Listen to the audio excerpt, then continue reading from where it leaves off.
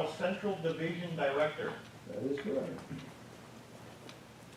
And he's going to talk a little bit today about sunspots and our solar cycle. So Carl, let her rip, big boy. Well, thank you very much. Yeah, we got to get going here. I've got 723 slides, so, hopefully I won't overwhelm you. No, I only have about 20. That's enough. I'm Carl, K9LA, over in Fort Wayne, Indiana. I had a lot of fun yesterday in the Wisconsin QSO party. I think I worked about 60 or 70. Had some other stuff to do. Otherwise, I would have spent more time in it, but whatever. There was a lot of activity from Wisconsin. That was pretty good. Especially on 40 and 80 was really good for me. Whatever. So I was licensed in October 1961 as a novice, and got K9LA in, I think it was 77, when the FCC allowed extras to get 1x2s. My wife is Vicki, AE9YL, that helps. She's also the receiving treasurer for US for W and VE stations for YLRF. So she's active also. See what else? I'm a double E out of Purdue many years ago. In fact, we took our finals on stone tablets with chisels. That's how long ago it was, I think. But okay. And I'm interested in DXing and propagation and contesting. Playing around with antennas. We live in a rural area on a couple acres, so we can do anything we want with respect with towers and antennas. And I also enjoy vintage rigs. I've got a couple setups here, so whatever. So let's get on with it. Of course, now I gotta figure out how to advance the screen. Hey, there we go. So we're gonna talk about cycle 25, give an update. Where is it? Why are sunspots important? Talk about space weather and propagation. Space weather being all those numbers you see all over the place on the web. Talk about a real-time assessment of the bands if you don't want to play around with propagation predictions or space weather, all those parameters. Then I'll just quickly talk about disturbances to propagation and show something over the weekend for the Wisconsin QSO party. So it's always instructive to look at all previous 24 solar cycles prior to looking at what cycle 25 is going to do, or what is doing and what it's going to do. So that's what that Excel plot is. It's the maximum smooth sunspot number for each of the previous 24 solar cycles. Now, cycle 1 began in 1755. That's because that's when everyone decided that the data from way back then was good enough. The Maunder minimum was before cycle 1 began. It was from 1645 to 1750. There were few sunspots, so nobody worked DXCC back during the Maunder minimum. So that's good to know. What's very obvious from that plot is we've been through 3 periods of big solar cycles. For example, cycles 1 through 4 were never kind of big. Cycles 8 through 11 were kind of big, and 17 through 23 were kind of big. Now, what that also says is we've been through 2 periods of small solar cycles. Cycles 5, 6, and 7, well, that was the smallest period. It's called the Dalton minimum because some guy named Dalton said, hey, we had some pretty small cycles then, whatever. And he's no relation to Dalton in Roadhouse movie with Patrick Swayze, so whatever. Also, cycles 12 through 16 were kind of small, a little bit bigger than the previous minimum period, but still they were small compared to all the solar cycles around it. Now, with cycle 24, which is the smallest in our lifetimes, and it's the 4th smallest in recorded history, we appear to be in a 3rd period of small solar cycles. And that's the big question. Will cycle 25 get us out of this third period of small solar cycles or keep us in it? I also have some annotation on that Excel chart. You can see in blue, there's cycle 19, the largest in recorded history. Great propagation on 10 meters and on 6 meters for those who had rigs there.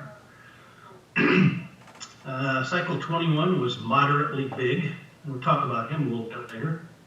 Cycle 23 is pretty much an average cycle. If you take all 24 cycles and average the maximum smooth sunspot number of each one, that's about where cycle 23 ended up. And of course, cycle 24 is very small there in red. Oh, cycle 25 predictions. Well, I'm aware of 56 predictions for cycle 25.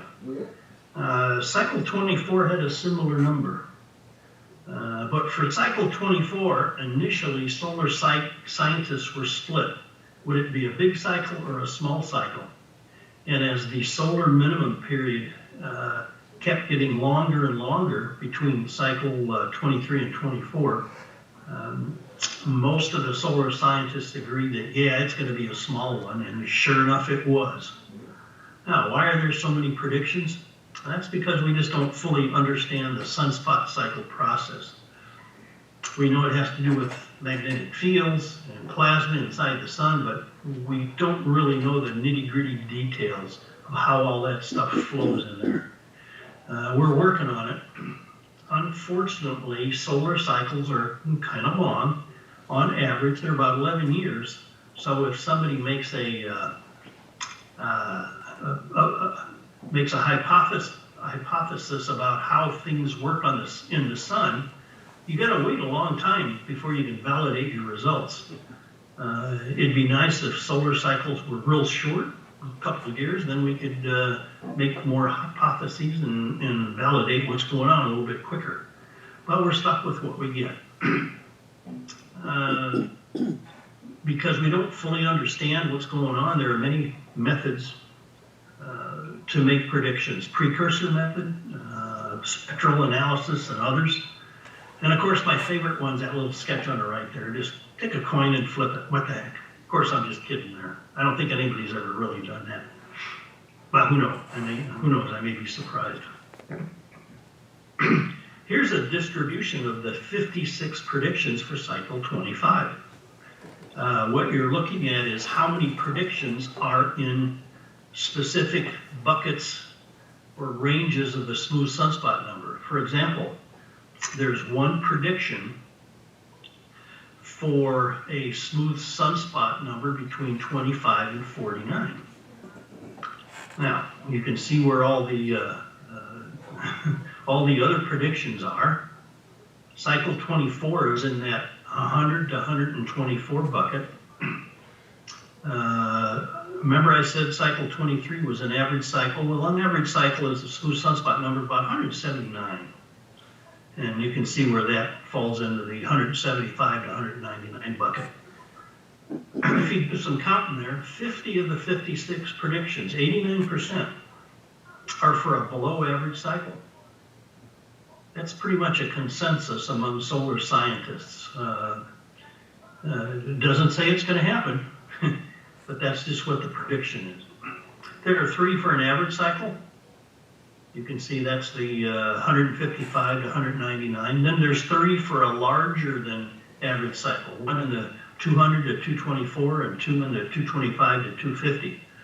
But one of those above average predictions has recently been downsized to an average. So that's from Dr. Scott McIntosh. They originally had a pretty big cycle forecasted, but they backed off on that because a key parameter that was supposed to happen didn't happen when they said it would happen.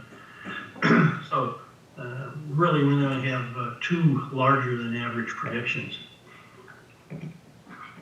So here's really what's important. You know, all those predictions are great, but actual data trumps predictions.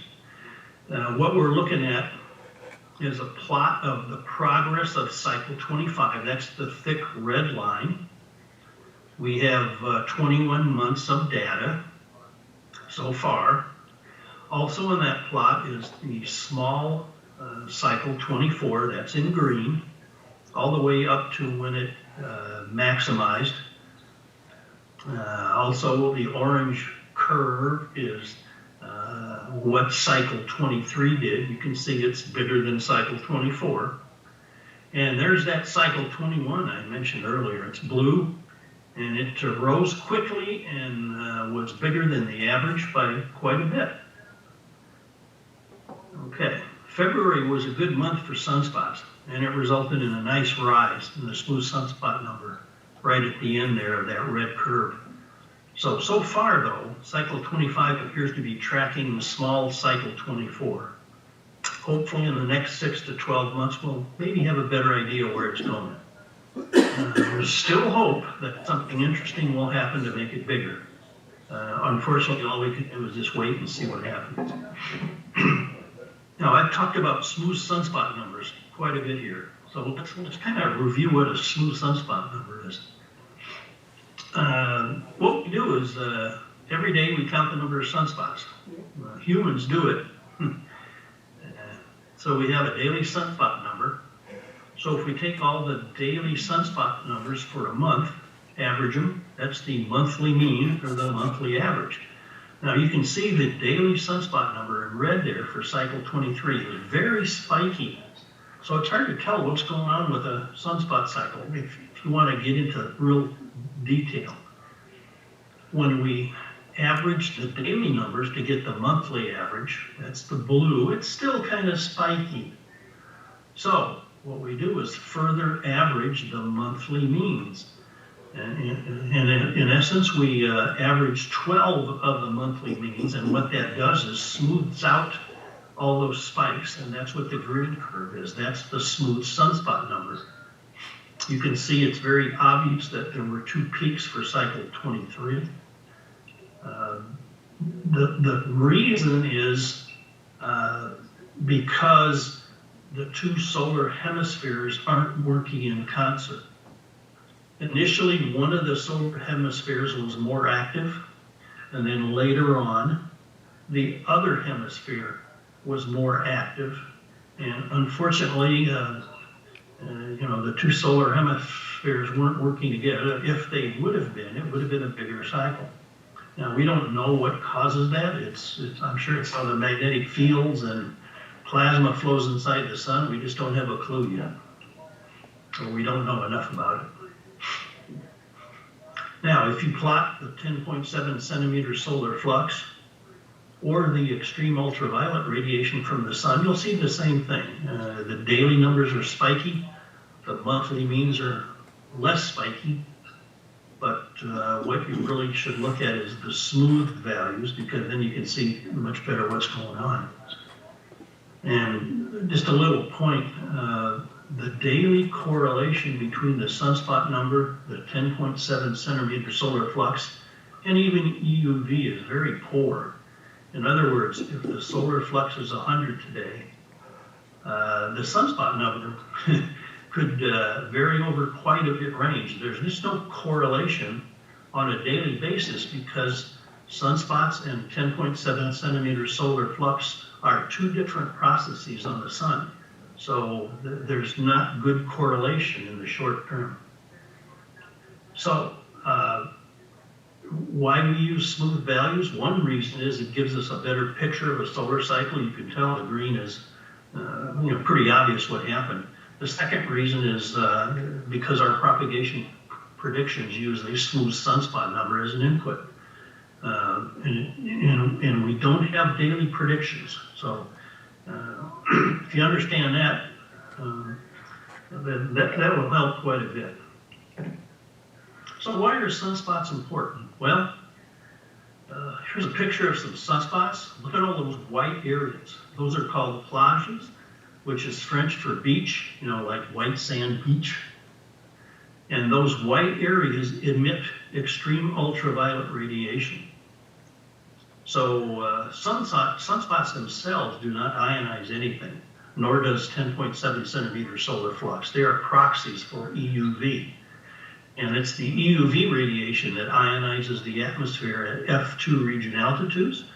And of course, the F2 region is responsible for most of our long distance QSOs and most of our QSOs at night.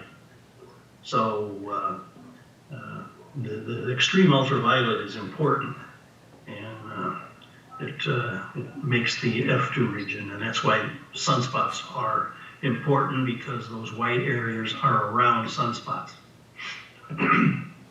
Here's the NOAA prediction for cycle 25. It's one of the 50 predictions for a cycle similar to or smaller than cycle 24. You can see they also have cycle 24 plotted on there. You can see the black data is the monthly mean, the monthly average. Solar flux, the purple is smooth. You can see the smooth takes out all the spikes. And cycle 24 also had 2 peaks. Will cycle 25 have 2 peaks? We don't know. Their prediction is in red there. Solar maximum is probably going to be around 2025 sometime. And you can see where we are. We're getting there, but we got a way to go. I just make a point that it kind of looks like the actual data is exceeding the red prediction, but note where their cycle 25 starts. It starts about right here. That's May of 2020. But it should start in December 2019, because that's when solar minimum was. So I don't know why they don't shift that prediction to the left 5 months. And then you'd see that what's really going on is kind of matching their prediction. Maybe they just did it to encourage, or give people encouragement that cycle 24 is going to be doing something good. Okay, space weather. Here's a caveat. What we're trying to do with all those parameters is make some simple statements about propagation based on very complicated atmospheric and ionospheric processes. Sometimes this works, sometimes it doesn't. And then there's just some comments about our propagation predictions. And I mentioned we don't have daily predictions, and why not? Because there are 3 sources that cause the ionosphere to vary in the short term, for example, day to day. One, of course, is solar radiation, and that was kind of obvious. Geomagnetic field activity, in other words, the K index and the A index, if they're elevated, that can cause the F2 region to vary. And there's a third source that we're really doing a lot of study on nowadays and trying to understand it, is events in the lower atmosphere that couple up to the ionosphere.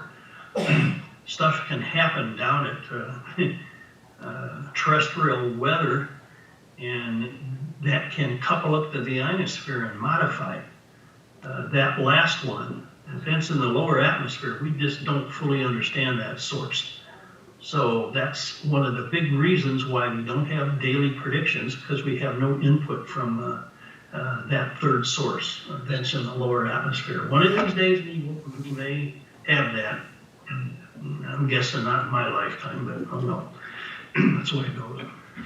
So what space weather parameters should you look at?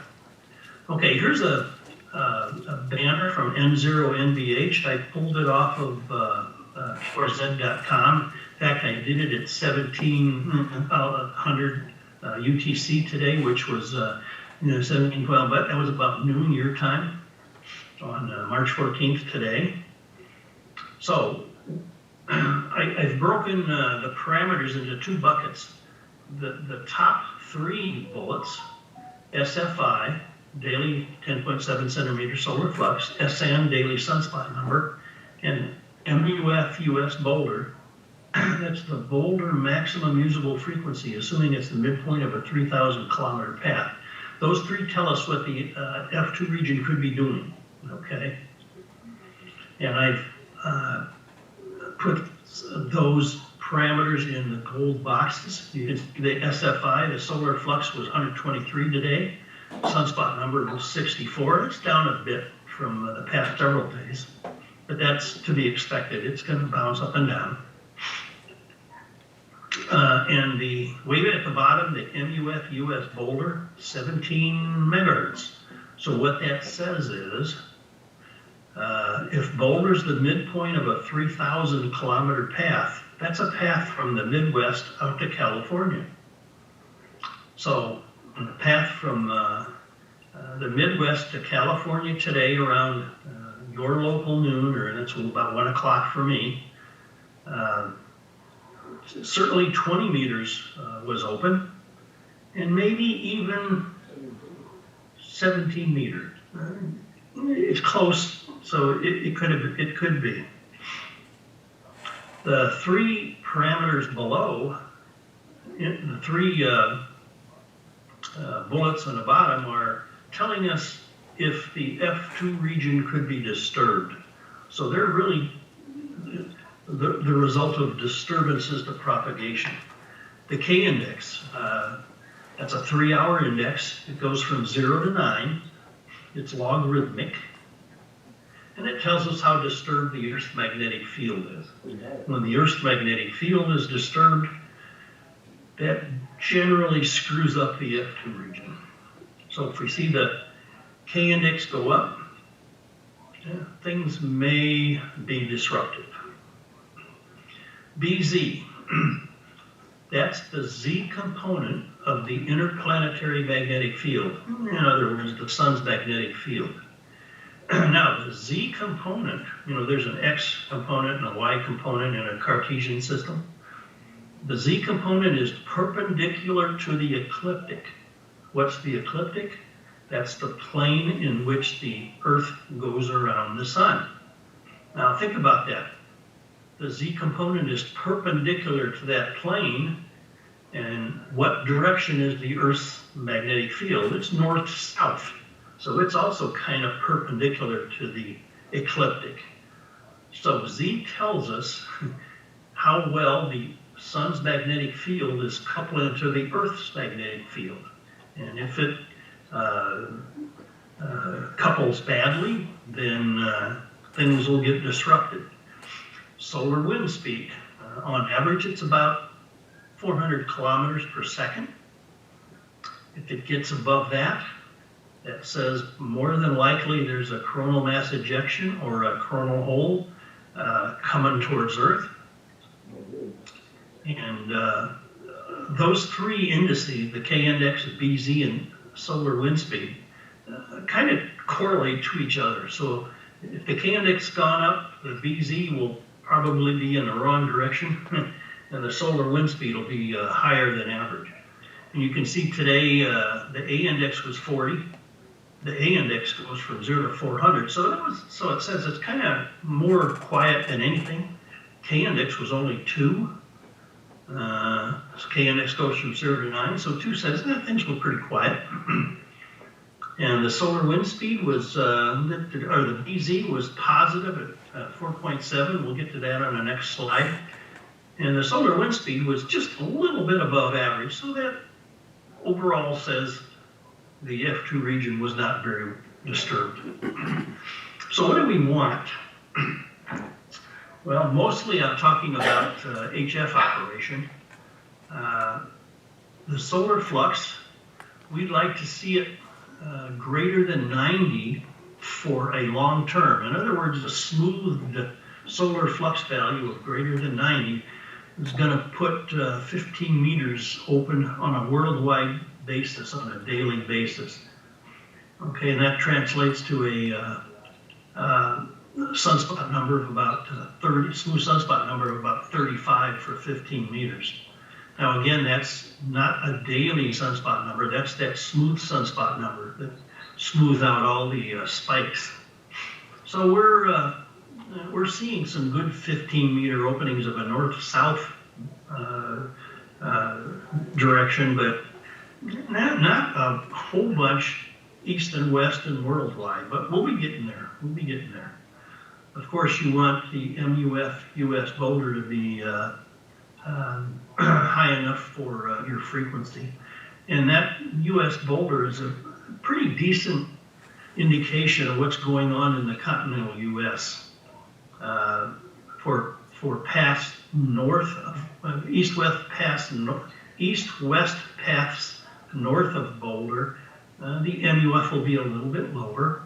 For east-west paths south of Boulder, the MUF will be a little bit higher.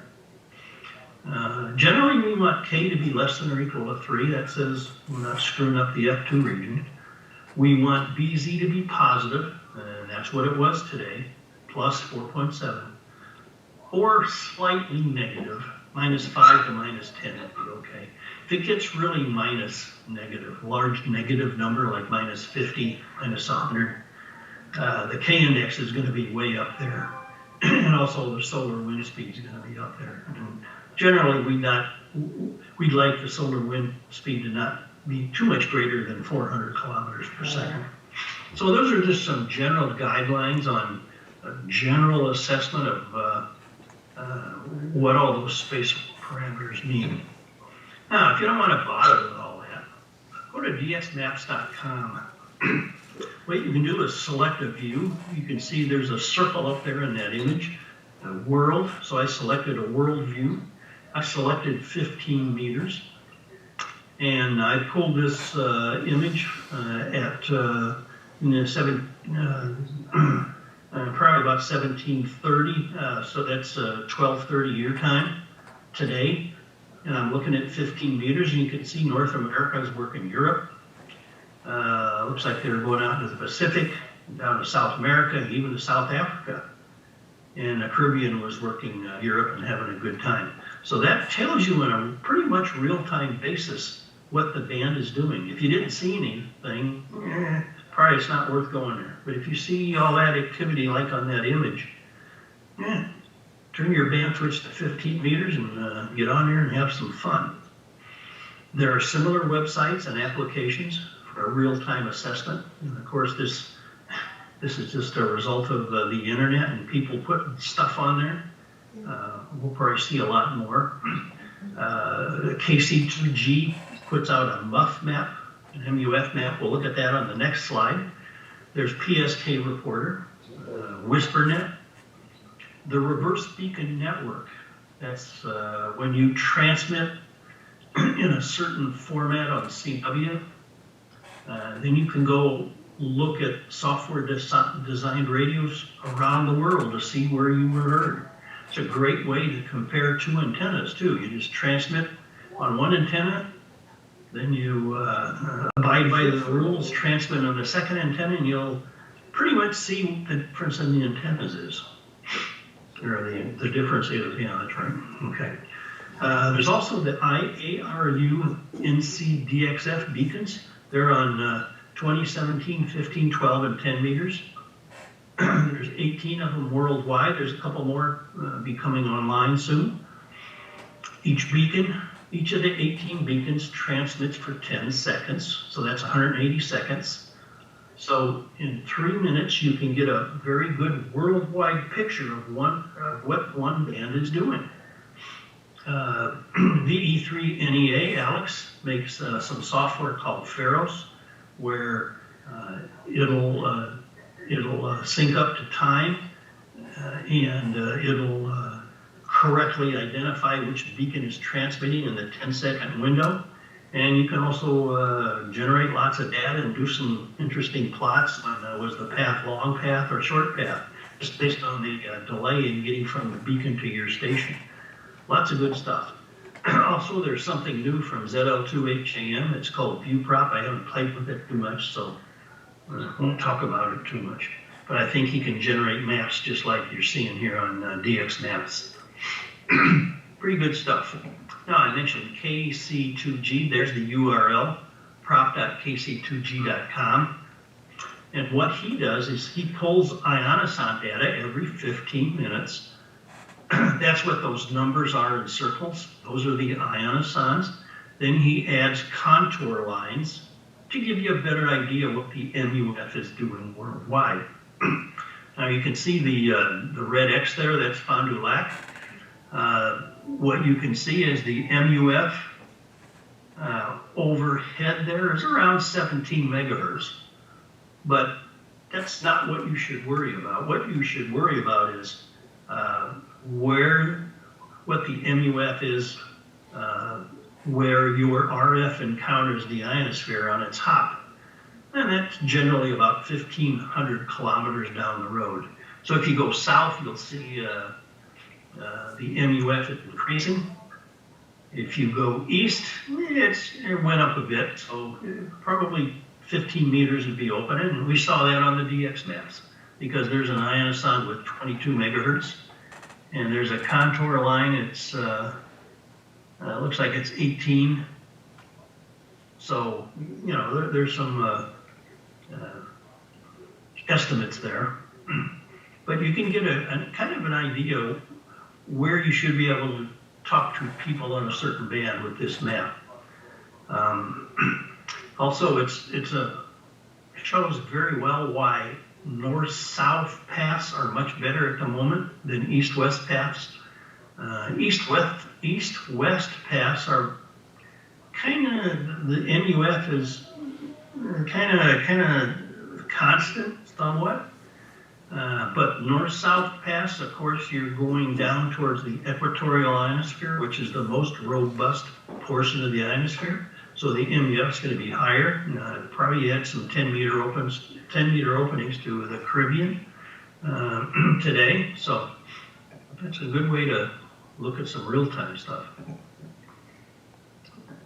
Of course, can't really go too far without talking about disturbances to propagation. This is the big picture. There are 3 disturbances to propagation.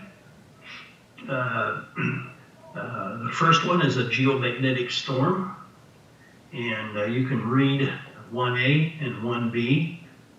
Geomagnetic storm can screw up the F2 region of the ionosphere on both the daylight and the dark side of the Earth. Most of the time it hurts the F2 region. Of course, geomagnetic storm can cause auroral propagation at VHF. You can see there's some nice orange, very high energy electrons there. The second disturbance is solar radiation storm. That's number 2 up in the upper right. That's when a big solar flare emits relativistic protons. In other words, they're moving quite fast. not the speed of light, but they're getting up there. And what they do is funnel into the polar cap. The polar cap is that region inside the auroral oval. And they can cause increased D-region absorption. And what that means is the paths over the pole will be degraded. I can't see, it's dark and I can't see where North America is too good, but it's probably from Wisconsin, you're going through the polar cap to Europe, I'm sure. The third disturbance is radio blackouts. That's caused by, again, a big solar flare emitting very short wavelength radiation, basically X-rays. And that causes blackouts on the daylight side of the Earth. So that's a big picture of disturbances. Now, when do these disturbances occur? Well, here's a picture of a typical solar cycle. As I said before, on average, from minimum to max to minimum, it's about 11 years on average. Some are shorter, some are longer. The rise time of a solar cycle, on average, is about 4 years. The decline, thus, is about 7 years. The coronal mass ejections are most prevalent around solar max, and they cause geomagnetic storms. Big solar flares are most prevalent around solar max, and they cause those solar radiation storms, the polar cap problem, and also radio blackout on the daylight side of the Earth. Now, when I say most prevalent, that doesn't mean they can't happen outside that area, those areas, and they certainly do.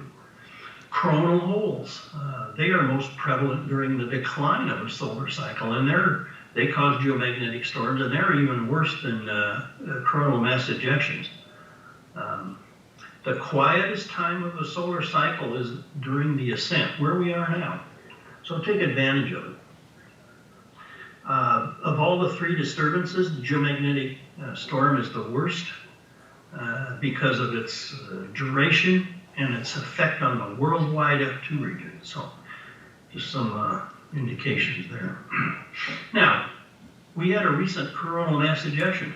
It left the sun around 2200 Zulu on March 10th, and it was headed right towards Earth. It wasn't going off the side of the sun. It was coming right at us. It took about 3 days to arrive. If you work out the numbers, and I'm assuming I did it right, it said the solar wind speed increased to about 600 kilometers per second.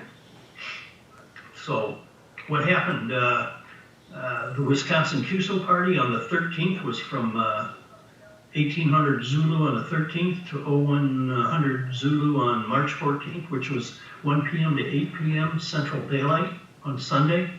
And I've indicated that on that image there on the left. What it is a model of the F2 region because of the impact of a coronal mass ejection. You can see where the Wisconsin QSO party was. The green lines are the nominal F2 region values, and what it shows is what happened to the F2 region during that storm. Now it's divided into northern hemisphere, 3 different latitude bands, and the southern hemisphere, 3 different latitude bands. And you can see right after the contest ended, the normalized F2 region at 1.0 started decreasing. In other words, the F2 region MUF went down. So luckily the contest ended prior to this disruption. And I remember hearing lots of auroral flutter on many signals too. So things were going to get exciting if the QSO party extended past 8 p.m. on Sunday Central Daylight Time. Now, remember I said that we're trying to make some simple statements? Well, sometimes a CME, which gives us elevated K indices, can help the F2 region. On the left is an example. That's an ionoson down in Peru on the magnetic equator. And you can see the K index there in red spiked up to 5 and then up to 6. And basically what happened is the MUF of the F2 region, the blue curve went down after the spike up to 5 and 6. But then if we go to the Eglin Air Force Base in Florida, you can see what happened there with that same spike.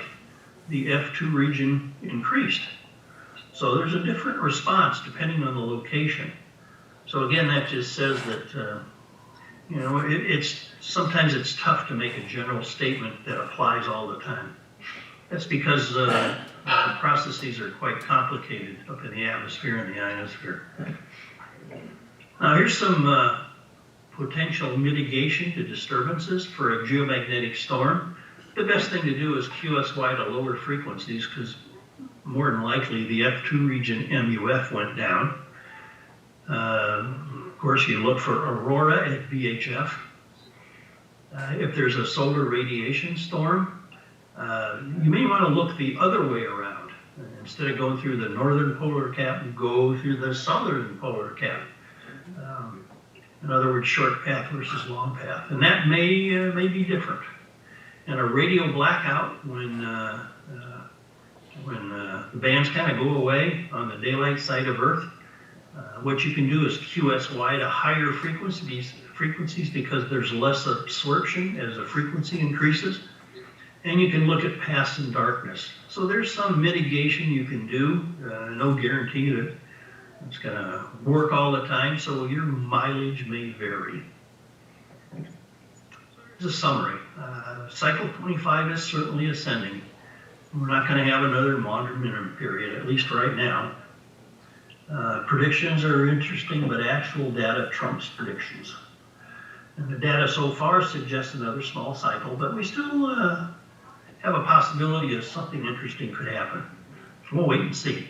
I'm going to make my prediction for cycle 25 in 2025. When it peaks, I'll make my prediction, and I bet you I'll be right on. Solar maximum, likely to occur around mid-2025. If the rate of ascent decreases in the next couple months, of course, solar max will be a bit earlier. 15 meters will be back worldwide on a daily basis earlier, and 10 meters also. You can use that space weather data, or you can look at real-time websites and applications to get an idea of what propagation is right now. What you should also watch for is spikes in the sunspot number and the 10.7 centimeter solar flux, because that can enhance propagation. And you saw from the daily data that sunspot number and solar flux do take spikes. And when they do a pretty good spike, check the higher bands out, see what's going on. Now, even if cycle 25 is small, we should have a couple years of great worldwide propagation on 15, 12, and 10 with modest power and modest antennas. So get ready. If you've only been licensed for the last 5 years, you probably wonder, well, what's so great about 10 meters, right? Well, in a couple of years, you'll understand why. And even with modest power and modest antennas, you'll be happy. And of course, use the digital modes, especially now when the higher bands aren't the best. The digital modes offer an advantage over CW and SSB because the digital modes can detect a signal farther down into the noise, so use that. But the big thing is just get radioactive on HF. There's still a lot of fun. The low bands are doing good. If you played around in the Wisconsin QSO party, 40 and 80 were really good. Wisconsin's kind of too close for me on 20 meters and higher, so I didn't hear anything, so I just stayed on 40 and 80. So that's all I had. If there are any questions, maybe I can answer some of them, I hope.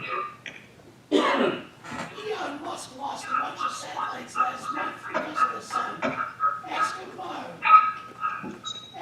that. Ask him what happened. Did you hear that question that Joe asked? No, I didn't. Okay, he's inquisitive about how Elon Musk, when he lost the satellites last month, the effect that you're talking about, is that what he experienced when he lost those satellites, were the effects?